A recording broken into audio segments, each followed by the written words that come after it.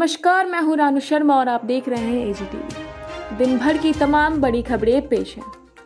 America ने भारत और पाकिस्तान यात्रा के लिए ट्रैवल एडवाइजरी जारी है। इसमें अमेरिकी लोगों से आतंकवाद और सांप्रदायिक हिंसा के कारण पाकिस्तान यात्रा पर फिर से विचार करने का आग्रह किया गया है।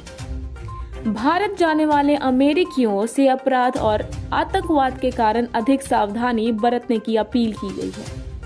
पीएम नरेंद्र मोदी यूपी से सुल्तानपुर में पूर्वांचल एक्सप्रेसवे का उद्घाटन करने पहुंचे थे, लेकिन यहां एक तरह से चुनावी बिगुल भी फूंकते दिखे।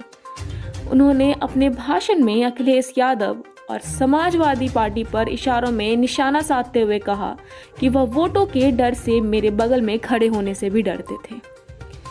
देश में एक राष्ट्र एक राशन कार्ड की योजना लागू होने के बाद गोरखपुर के 30,326 राशन कार्ड प्रतिबंधित कर दिए गए हैं। राशन कार्ड की आधार से सीडिंग कराए जाने के बाद 30,326 ऐसे राशन कार्डों को चिन्हित किए गए। दिल्ली में डेंगू के इस बार रिकॉर्ड तोड़ मामले दर्ज किए गए। सोमवार को जारी रिपोर्ट के अनुसार इस वर्ष डेंगू के 5,277 मामले सामने आए हैं। दिल्ली में बीती एक सप्ताह में डेंगू के 2,569 मरीजों की पुष्टि की गई है। डेंगू के आंकड़ों की बात की जाए तो इस बार सबसे ज्यादा मामले दर्ज किए गए हैं। जीप सदस्य अनुलिका सिंह के पति कांग्रेस नेता सह पूर्व जीप सदस्य विश्वजीत कुमार उर्फ रिंटू सिंह, एक कुख्यात अपराधी बिट्टू सिंह के भाई बेनी सिंह के हत्याकांड के मुख्य आरोपी आशीष सिंह उर्फ अटिया, सुदेश सिंह, श्यामलाल सिंह एवं मिठू सिंह, 4 लोगों की गिरफ्तारी नहीं होने के कारण उसके घर इश्तेहार चिपकाया गया। बिहार के लखीसराय जिले में मंगलवार की सुबह एक सड़क हादसे में 7 लोगों की जान चली गई, जबकि 4 अन्य लोग बुरी तरह से घायल बताए जा रहे हैं। मरने वालों में 5 लोग फिल्म स्टार सुशांत सिंह राजपूत के रिश्तेदार बताए जा रहे हैं। पटना का महेंद्रू, संदलपुर बाजार समिति और PMCH के आसपास का इलाका डेंगू का नया हॉटस्पॉट बन गया है। सोमवार को इन इलाके से 7 नए डेंगू संक्रमित मिले। शहर का इंद्रपुरी, पुनाईचक, कंकड़बाग, राजीव नगर दीघा, न्यू पाटलिपुत्र कॉलोनी, गर्दनी बाग, सरिस्ता बाग, बेउर, पटना सिटी आदि पहले से ही डेंगू प्रभावित क्षेत्र में शामिल हैं। खगड़िया जिले के मुफस्सिल थाना क्षेत्र के संसारपुर गांव के निकट कृषि विभाग ने सोमवार को छापेमारी कर लगभग 15 लाख रुपए मूल्य के 1,450 बोरा नकली खाद का बोरा जब्त किया।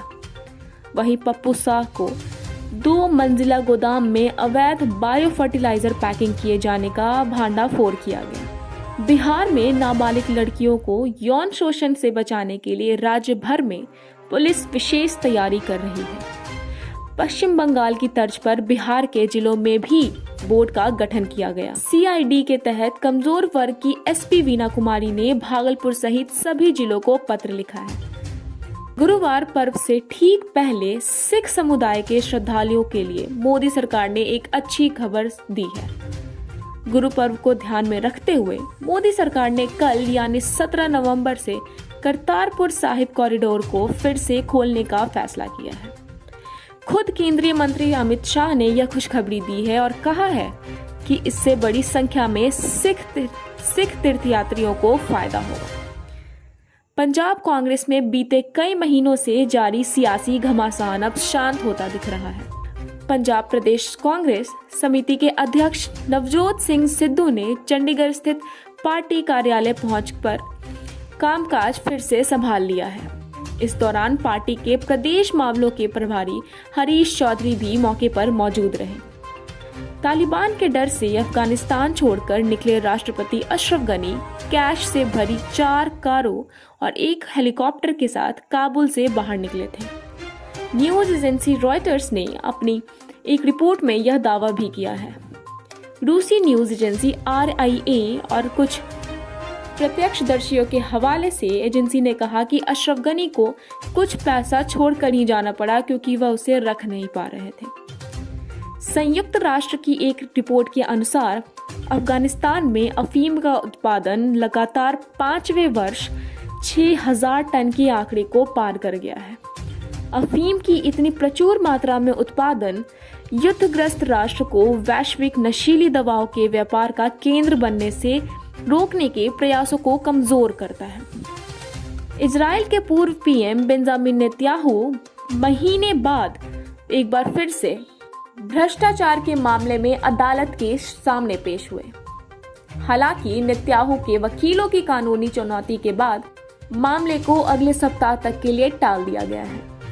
नेतन्याहू अपने वकील, अपने छोटे बेटे अनवीर और अपनी लिकुड पार्टी के कुछ समर्थकों के साथ अदालत पहुंचे थे। पुरानी कहावत है कि इश्क और जंग में फतह की राह में सब कुछ जायज है। पटना के मोकामा में एक युवती ने जीजा के प्यार में ऐसी पागल हुई कि अपनी ही बहन की हत्या की साजिश रच डाली।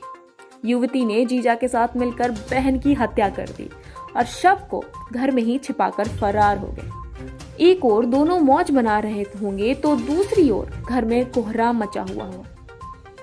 पुलिस मामले की तफ्तीश में जुट गई है। घटना मोकामा वार्ड नंबर 27 की बताई जा रही है। एजीटीबी ब्यूरो।